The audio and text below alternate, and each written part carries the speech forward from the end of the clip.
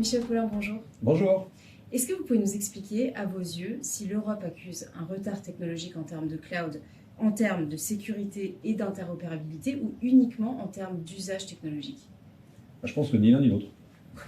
Je pense qu'aujourd'hui, l'Europe n'a aucun retard technologique sur plein de domaines. Si on prend l'ensemble de l'écosystème des acteurs européens, dans le domaine de la cybersécurité, dans le domaine du cloud, dans le domaine du logiciel, aujourd'hui, nous avons toutes les briques pour pouvoir le faire. Ce que nous n'avons peut-être pas, c'est des acteurs de taille aussi importante que sont en particulier les écosystèmes chinois ou les écosystèmes américains, qui permettent de faire, excusez-moi l'anglicisme, du one-stop shopping dans lequel vous pouvez avoir le bénéfice d'avoir à un seul endroit la totalité des solutions. En revanche, si vous regardez la richesse aujourd'hui de l'ensemble de l'écosystème européen et en particulier français, ne serait-ce que dans la cybersécurité, nous avons à peu près tout. Donc le sujet n'est pas un sujet de retard soi-disant technologique. Nos ingénieurs ne sont pas plus bêtes que les ingénieurs américains ou chinois. C'est plutôt une question de taille et de capacité à croître dans des proportions qui deviennent des champions. C'est ça l'enjeu. L'enjeu n'est pas un enjeu de retard technologique. Il n'existe pas. Alors justement, dans le cadre du comité stratégique de filière numérique de confiance, quels sont selon vous les atouts peut-être différenciateurs des fournisseurs cloud français qui permettront de faire émerger une offre compétitive française? Le premier axe de différenciation, clairement, c'est aujourd'hui le fait que les acteurs européens, de droit européen, ont une conception du rapport à la donnée qui est totalement différente de ceux des écosystèmes chinois ou américains. On voit bien qu'en Chine, la conception des données, c'est une conception dans laquelle le tiers de confiance, c'est l'État qui contrôle tout. Et on a une conception américaine qui est une conception marchande des données. En Europe, parce qu'il y a un droit européen, en particulier avec l'initiative du RGPD, on voit bien que la protection des données est au cœur des écosystèmes autour de la donnée. Que ce soit des cloud providers, mais également des éditeurs de logiciels ou de la cybersécurité.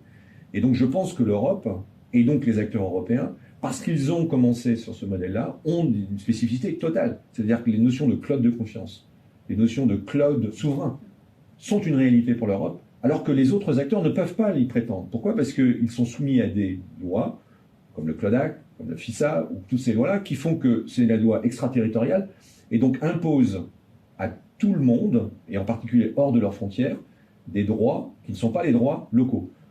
OVH Cloud, si je prends celui indépendamment de l'écosystème, et dans le cadre de la CSF, mais tous les autres acteurs français ne sont pas soumis à ces lois extraterritoriales. Ils sont immunisés à ces lois extraterritoriales. Quand vous êtes à Singapour, vous respectez les droits singapouriens. Quand vous êtes au Canada, vous respectez le droit canadien. Et quand vous êtes en Europe, vous respectez le droit européen.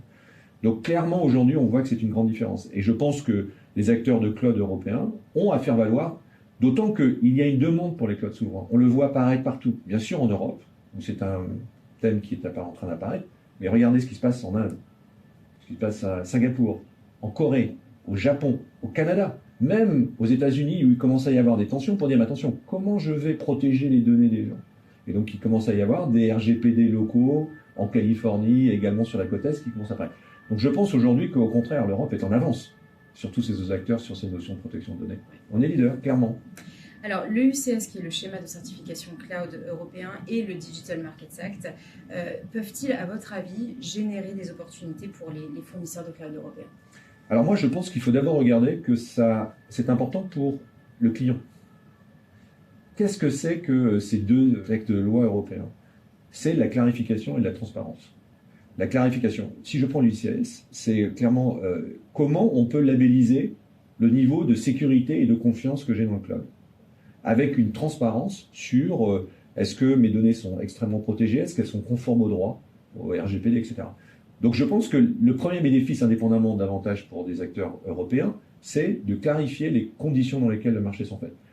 Quand vous êtes dans le domaine de l'agriculture, vous voulez avoir une traçabilité et une transparence de savoir d'où vient l'origine de tel aliment. De la même façon, dans le cloud, il est indispensable que nous ayons une clarification et une transparence. C'est un des enjeux de GAIC, c'est un des enjeux du DMA, c'est un des enjeux aujourd'hui de l'ensemble du Data Act. Et je pense que c'est d'abord pour le marché, c'est d'abord pour les utilisateurs, c'est d'abord pour aujourd'hui, les clients. Bien entendu, nous pensons que parce que les opérateurs européens, justement, sont conformes à ces lois-là, que c'est aussi un avantage concurrentiel. Mais c'est un avantage concurrentiel pour le bénéfice des clients. Au niveau européen, des initiatives comme le PIEC seront-elles suffisantes, à votre avis, pour créer un écosystème commun, capable justement de rivaliser, notamment, vous l'avez dit, avec la Chine, avec les États-Unis? Je pense que c'est nécessaire. Est-ce que c'est suffisant? Non.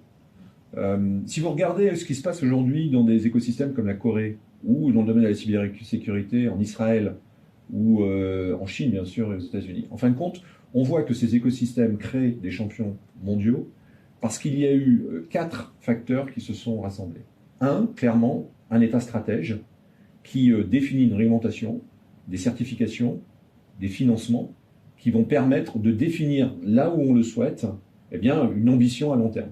Les Chinois investissent massivement dans l'intelligence artificielle, les Américains sont en train d'investir massivement pour rapatrier la fabrication de leurs chipsets sur le territoire américain, et donc il faut que l'Europe soit stratège.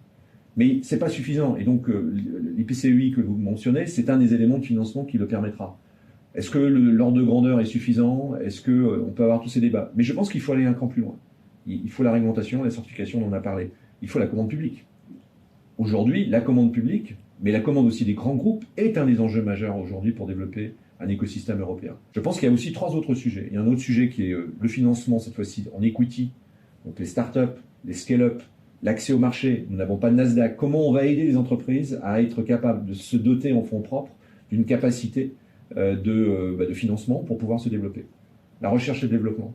On voit bien que les écosystèmes aujourd'hui de recherche et développement, autour de Stanford Université, autour de Harvard, autour de MIT, mais aussi on le voit en Corée, on le voit en Israël, tous les échanges qui peuvent avoir entre le public et le privé sans capitaux pour pouvoir développer une recherche et une innovation. Et le dernier point, le caractère humain, les ressources humaines. Aujourd'hui, on sait que c'est un problème. Aujourd'hui, le recrutement est un problème. Nous n'avons pas assez d'ingénieurs en Europe. Et donc, j'avais dit de manière un peu provocative que plutôt que de disperser des subventions partout, il vaut mieux réinvestir dans les universités pour faire en sorte qu'il y ait plus d'ingénieurs, avec plus de mixité d'ailleurs, et avec des doctorants qui ont intérêt à rester sur le territoire européen. Quels modes de financement doivent être améliorés pour accompagner justement cet écosystème cloud dans sa montée en puissance au niveau français et aussi au niveau européen? Alors je me permets juste de dire que, en tout cas en tant qu'OVH Cloud, et je pense que ça a été répété par l'ensemble de la filière du cloud, aujourd'hui on cherche plutôt de la commande publique que du financement. On pense que la commande publique est beaucoup plus vertueuse. Et donc tous les systèmes de financement que l'on a sur des projets qui souvent sont bureaucratiques, sont longs, prennent beaucoup de temps, beaucoup d'énergie, ne sont pas forcément les plus efficaces. Alors que la commande publique, c'est quand même le meilleur moyen de développer des produits qui vont être utilisés. Et donc ça répond à un besoin et ça permet de faire de la recherche qui est utile. Ça ne veut pas dire qu'il ne faut pas aider le développement. C'est-à-dire que si vous vous lancez par exemple dans le cloud quantique, bien là, on voit bien qu'on est en avance de phase et qu'il faut aider les startups quantiques qui vont s'intégrer dans le cloud. Alors nous, on travaille beaucoup sur le quantique dans le cloud, avec des sociétés comme Candela, Pascal, des sociétés comme Atos, etc., pour pouvoir proposer des solutions quantiques dans le cloud. Et on est tellement en amont qu'il est indispensable, s'il n'y a pas de marché, d'avoir des financements. Donc je pense que l'important, c'est de choisir ses combats et de les gagner. Et donc je crois qu'aujourd'hui, on a plutôt une tentation en Europe de disperser et de fragmenter l'ensemble des investissements un peu partout, par géographie, par thème, etc. Ce qui fait qu'il n'y a pas d'efficacité. Et je crois que ce qui est important, c'est au contraire de recentrer les domaines sur l'ensemble de la chaîne de valeur, depuis les chipsets jusqu'à l'intelligence artificielle et tous les algorithmes. Mais à travers tout ça, il faut choisir un certain nombre de thèmes sur lesquels l'Europe va établir une vraie technologie dont elle aura la maîtrise et qu'elle sera propriétaire. Et je pense que c'est là qu'il faut focaliser plutôt que de disperser ce qui est un peu malheureusement le modèle dans lequel nous sommes. Alors on a beaucoup entendu parler du projet Gaia-X. Où est-ce que ça en est ce projet? Et aussi, qu'est-ce que ça apporte en matière de souveraineté européenne? Alors le projet Gaia-X est un projet qui n'est pas que européen, même s'il est d'origine européenne.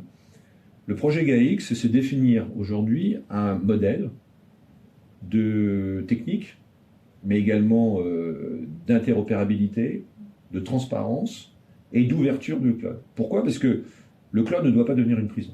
Ça ne doit pas devenir une prison technologique, ça ne doit pas devenir une prison contractuelle, ça ne doit pas non plus être une prison tarifaire.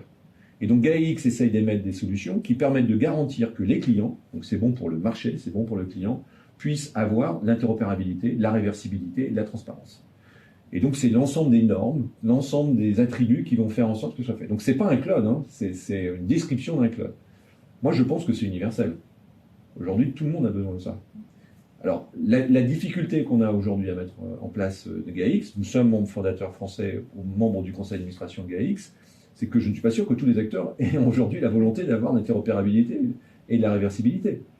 Et donc, nous militons fortement et nous agissons au sein de Gaia-X pour éditer quelles sont les bonnes pratiques en termes d'API, en termes de labels, en termes de technologies qui vont garantir. Alors, OVH Cloud, aujourd'hui, est par exemple un ardent défenseur de l'open source pour pouvoir garantir le fait que une partie de ces systèmes soit vraiment ouvert et que la communauté mondiale puisse avoir accès à l'ensemble de ces ressources-là.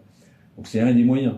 Et je pense qu'aujourd'hui, c'est un des enjeux de GaiaX. C'est un enjeu de faire en sorte que ces principes soient appliqués. Et on voit bien qu'on est un peu au milieu du gué. Et que la tentation de certains, c'est de faire en sorte qu'on reste au milieu du gué. Michel Pollard, merci beaucoup. C'est moi qui vous remercie.